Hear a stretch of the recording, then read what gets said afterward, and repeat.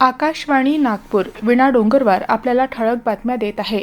नागपुरातील वाढतं तापमान लक्षात घेता आज सकाळच्या सत्रात केंद्रीय मंत्री नितीन गडकरी यांचा जनसंपर्क कार्यक्रम आयोजित करण्यात आला होता। यावेळी गडकरींनी नागरिकांची निवेदनं स्वीकारून त्यांना कार्यवाहीचा विश्वास दिला। नागपूर महानगरपालिका, नागपूर सुधार प्रन्यास, जिल्हाधिकारी कार्यालय आदी शासकीय विभागांचे अधिकारी आणि कर्मचारी या जनसंपर्क कार्यक्रमाला उपस्थित होते। केवळ नागपूरच नव्हे तर परभणी, हिंगोली, अमरावती, अकोला, सोलापूर, कोल्हापूरसह इंदोर, बालाघाट, जबलपूर या शहरांमधूनही नागरिक आपली निवेदनं घेऊन जनसंपर्क कार्यक्रमात दाखल झाले होते।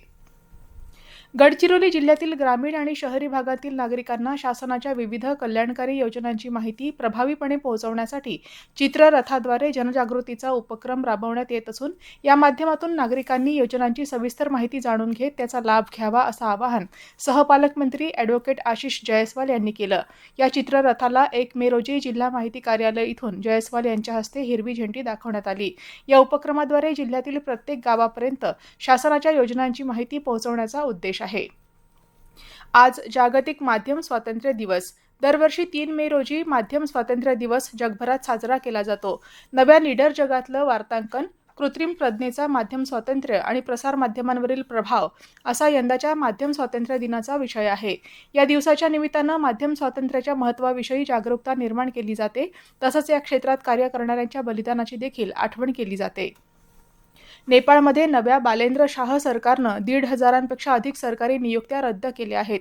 या नियुक्त्या राजकीय प्रेरणेनं करण्यात आल्या असल्याचं सांगितलं जात आहे। राष्ट्रपती रामचंद्र पौडेल यांनी जारी केलेल्या अध्यादेशानंतर हा निर्णय घेण्यात आला। या सर्व नियुक्त्या 26 मार्चपूर्वी म्हणजे देशात नेतृत्व बदल होण्यापूर्वी करण्यात आल्या होत्या। विदर्भात आज 44 अंश सेल्सिअस इतकं सर्वाधिक कमाल तापमान चंद्रपूर इथं नोंदवण्यात आलं।